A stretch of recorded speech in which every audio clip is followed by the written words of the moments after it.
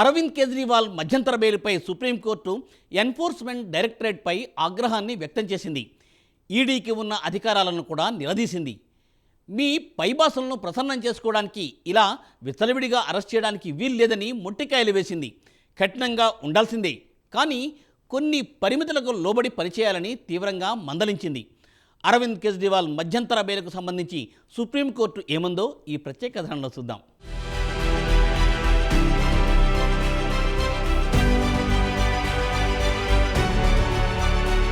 Enforcement directorate పై supreme court తీవ్ర ఆగ్రహం వ్యక్తం చేసింది. శుక్రవారం నాడు సుప్రీంకోర్టు ఢిల్లీ ముఖ్యమంత్రి అరవింద్ కేజ్రీవాల్ మనీ లాండరింగ్ కేసుకు సంబంధించి మధ్యంతర బెయిల్ ఇచ్చింది. అయినా కేజ్రీవాల్ మాత్రం ఇంకా జైల్లోనే మగ్గాల్సి వస్తోంది.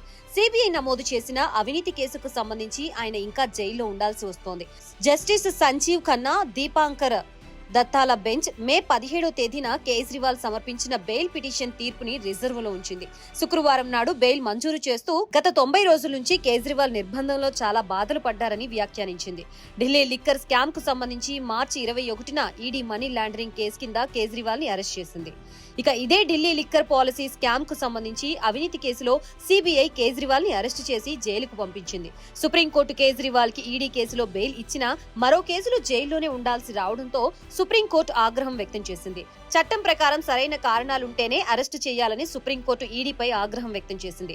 2022లో విజయ్ మదన్ లాల్ చౌదరికి యూనియన్ ఆఫ్ ఇండియా కేసులో ఇచ్చిన చారిత్రాత్మక రూలింగ్ ని ఇక్కడ ఉదహరించింది.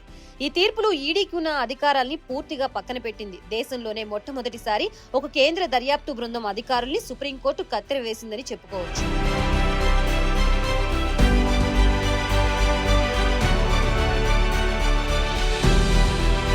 తాజాగా సుప్రీంకోర్టు రూలింగ్ తో మరిన్ని ప్రశ్నలు ఉదయిస్తున్నాయి. అసలు ఒక వ్యక్తిని చట్ట ప్రకారం అరెస్టు చేయవచ్చా? అరెస్టు చేస్తే సుప్రీంకోర్టులో ఇది నిలబడుతుందా అనే ప్రశ్నలు తలెత్తుతున్నాయి. అలాగే ప్రస్తుతం ED prevention of money laundering కింద తమ విశేష అధికారాలని వినియోగించుకొని ఇష్టం వచ్చినట్లు అరెస్టులు చేస్తోంది. ప్రస్తుతం పిఎంఎల్ఏ సెక్షన్ 19 కింద ఒక వ్యక్తిని అరెస్టు చేయాలనుకుంటే ఈడీ అధికారికి ఆ అధికారం ఉంది. అదే సమయంలో అతని వద్ద అరెస్టు చేయడానికి ఖచ్చితమైన ఆధారాలు ఉండాలి. అరెస్టు చేసే ముందు అధికారి లిఖితపూర్వకంగా పలానా వ్యక్తి నేరం చేసినట్లు, పలానా చట్టం ప్రకారం అతను శిక్షకి అర్హుడు అని చెప్పగలగాలి. ఇక సుప్రీంకోర్టు 66 పేజీల రూలింగ్ లో ఈడీ కేజ్రీవాల్ అరెస్టుపై పలు అనుమానాలు వ్యక్తం చేసింది. సెక్షన్ 19ను ఈడీ దుర్వినియోగం చేసిందని భావించింది. 2022 రూలింగ్ అప్పుడు కూడా ఈడీ తన చర్యను సమర్థించుకుంది. అప్పుడు కూడా కోర్టు ముందుగా సమర్థించింది, ఎందుకంటే అప్పుడు అరెస్టు చేసింది హై ర్యాంకింగ్ అధికారి అని నమ్మింది. అయితే కేజ్రీవాల్ కేసులో సెక్షన్ 19(1) పిఎంఎల్ చట్టం కింద సాక్ష్యాలు ఉన్నాయని ఊహించుకోవడం వేరు. అదే సమయంలో కోర్టు ముందు ఖచ్చితంగా సాక్ష్యాలు చూపించాల్సి ఉంటుంది. కోర్టు ముందు ఆమోదం కాని సాక్ష్యాలు చెల్లవని సుప్రీంకోర్టు తేల్చి చెప్పింది. అదే సమయంలో సెక్షన్ 19(1) కింద విచారణ కోసమే అరెస్టు చేయాలనుకోవడం సరికాదని, ఖచ్చితమైన సాక్ష్యాలు లభించే వరకు అరెస్టు చేయరాదని స్పష్టం చేసింది. ఈడీ అధికారి ఖచ్చితంగా ఫలానా వ్యక్తి నేరం చేశాడని సాక్ష్యాలతో రుజువు చేయగలిగితే లిఖితపూర్వకంగా రాసి నిందితుడికి ఇచ్చి అరెస్టు చేసుకోవచ్చని సూచించింది. పిఎంఎల్ఏ కేసు కింద అరెస్ట్ అయిన వ్యక్తికి బెయిల్ అంత తేలిగ్గా లభించదు. కాబట్టి అరెస్టు చేసే ముందు ఖచ్చితమైన ఆధారాలు ఉంటేనే అరెస్టు చేయాలని ఈడీకి చురకలంటించింది.